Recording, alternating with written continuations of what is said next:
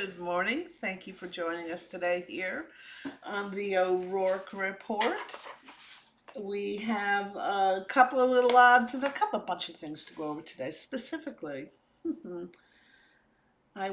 before we jump into that, let me just say, if you're here and you like what we do here on the O'Rourke Report and you want to not miss a chapter, please hit the subscription button, hit the notification button, hit one or the other. I think the more important one that you hit is the subscription button, because then the O'Rourke Report's always in your feed.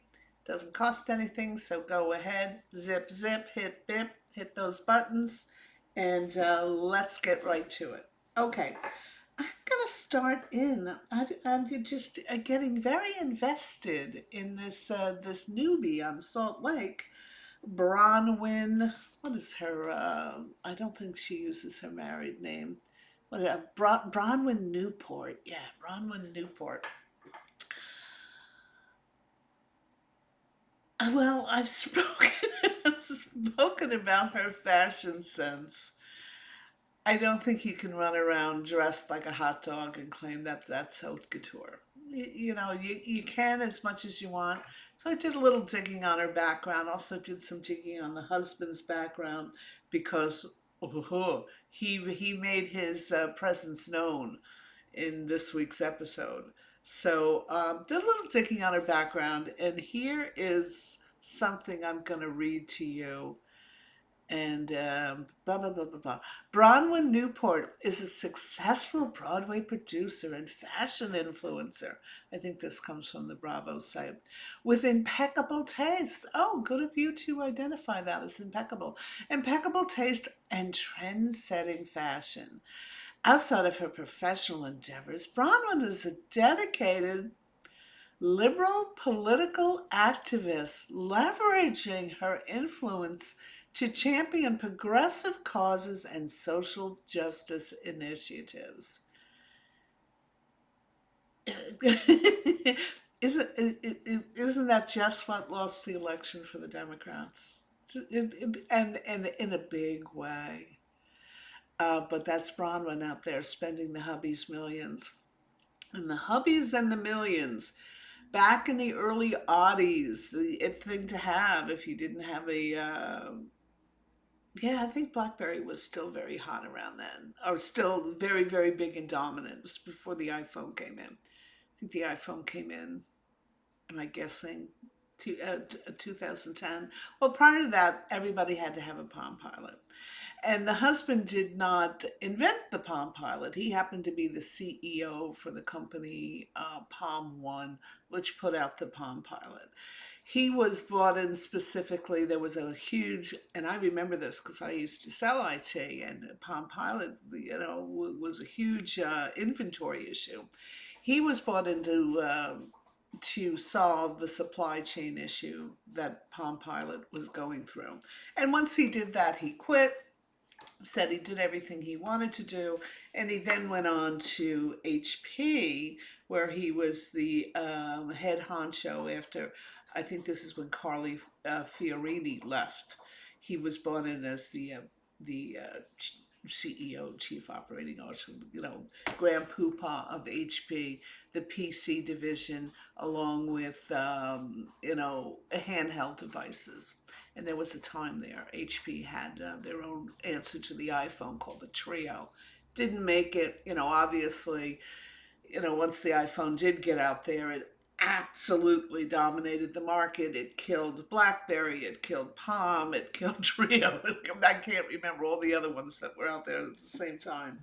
But so obviously he made his money in a very big way with stock options for, who knows, I don't know, was Palm, Palm was public now that I think of it. Probably made a ton of money on Palm, made a ton of money on HP. He's 70 years old now. She is 40 years old, so there's a big age gap, and no prenup. So obviously, I think that tells you that this guy Todd is he calls his own shots, and I'm sure Bronwyn is wife number two. But he calls his own shots. Nobody's going to tell him what to do. And if anybody gives his wife a hard time, as we saw this week's episode, he doesn't mind at all getting there in the mix and throwing his weight around, because obviously people know he's wealthy, and that can be intimidating to some people, uh, especially his fellow cast members. I mean, he took them to this $20,000 a night place down in Palm Springs. He rented a private jet to bring them down there. This guy was throwing his weight around, not afraid to do it.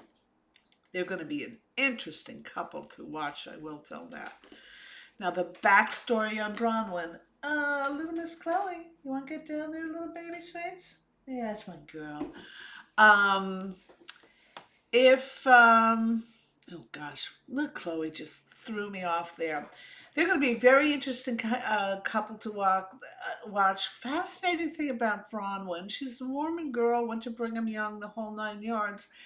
And as we see a little when she had her get together with Lisa Barlow, apparently as a college student, Bronwyn got pregnant. The father of the child disowned her. I'm sure this was a huge scandal, in the Mormon community that they live and breathe in.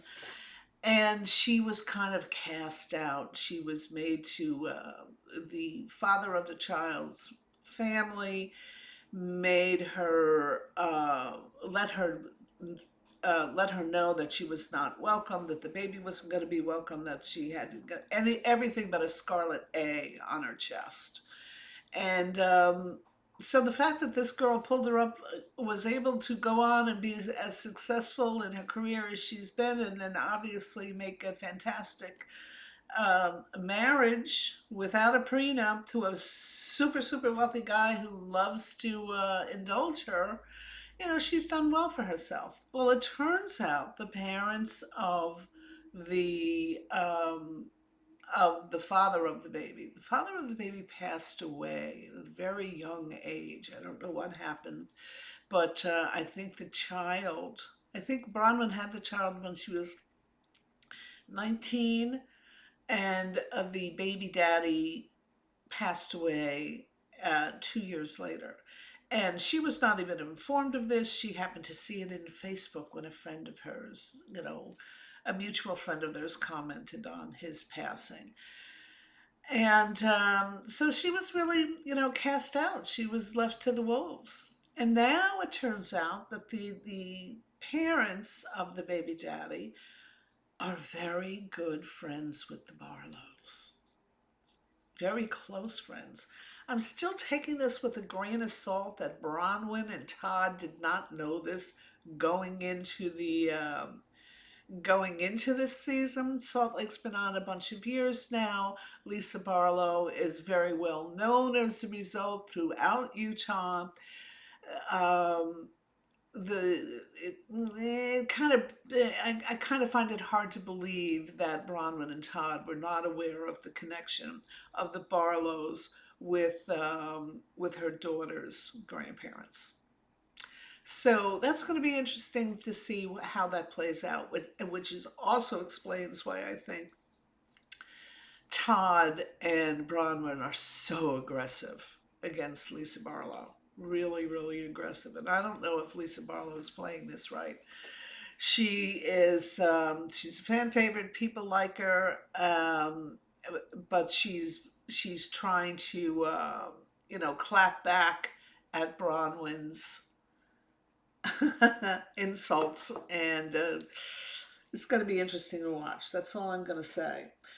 I think of, and when I see the way Bronwyn goes after Lisa, she does not back down for 1 second. And it struck me at this week's episode that Bronwyn is an intelligent Tamra. I mean, she hits just below the belt, just like Tamra does, but she's smart about it. And she can continue the conversation, whereas when Tamra comes out with her garbage, she shuts the conversation down because it's just so over the top, the stuff that she says. Bronwyn is absolutely, I would characterize her as an intelligent Tamra. Okay, Yeah, daughter Glenn. The only other one thing I want to say, and I haven't yet spoken about this, is on Salt Lake, is is this Brittany, this one that goes out with the Osmond. Boy, she is like a phone balloon, isn't she? When she and she is just in hook. It's kind of hard to see. It's sad to see, I think. Hook, line, and sinker with this Osmond character. Um, she fancies that there's really love there. There's no love there. This guy's out there a player. He strings her along, and at best, she's a booty call. And that's about as far as this guy Jared is going to go with her. And she can't see it. She can't see it for the trees. She is deep, deep, deep. She's deep in the trees and she's deep in the weeds. I kind of feel sorry for her, but then again, I don't. I really don't feel. I think anybody who indulges in real hardcore magical thinking like she does when it comes to this guy, there comes a time they got to figure it out. They got to figure it out, and I'd be interested to see if we ever see her figure this out. Okay, let's see. I don't have much more after this. I'm gonna go on, and I'm going right into odds and ends, people. I'm going right into odds and ends. Lindsay Hubbard. Remember I talked about her last week? Sure enough, she puts out a statement this week that says that marriage and living together are not on the table with her baby daddy, which is kind of what we suspected. She is going to have the baby, and this guy does not want to be in her life romantically. I would imagine he's going to stand by his child. I hope so, and do whatever he needs to do uh, legally for the child. And but Lindsay is not going to get herself a storyline with a boyfriend and or a live-in mate. This guy is heading for the hills. Smart move. Lindsay is a PR machine, a promotional machine for herself and her life, and anybody who doesn't play along is knocked out and regrets hooking up with her, I think. So, anyways, smart move, Lindsay. I think you figured it out. You are going to be a single mom here, but I hope the baby daddy does do the right thing by you.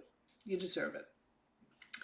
So, anyway, House of Villains, one of my favorite. It struck me as I'm watching this week's episode that Larsa Pippen, Larsa Pippen used to be really dialed in with the Kardashians until she had a falling out with Kim over one of the baby daddies of the sisters. I think it was over. Was she flirting with Chloe's baby daddy? Something like that. But she was banished, and she was one of Kim's best friends. But Larsa still imagines she's a Kardashian. If you see the way she acts, the always bemused and confused by any criticism that may come her way, and she talks very slowly and still tries to hang on to what she perceives to be the Kardashian mystique. But this is what struck me in this week's episode. Larsa is to the Kardashians like Alibaba is to Tiffany's. You know what I mean? Maybe not Tiffany's, maybe Zales. Alibaba is to Zales, to bring in a Salt Lake City analogy there. So I just thought that was apt with Larsa.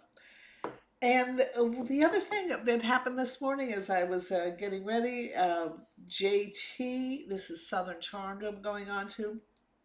JT, Jarrett Thomas, if you call, he was first introduced, I think, last year. He was only on one season. He's the one that had that. He's the shorter statue. He was madly in love with the girl who was madly in love with Shep, and he had that great little event area.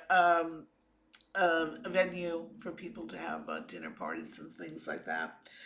And he has decided that he's not going to finish up the year with this year's filming.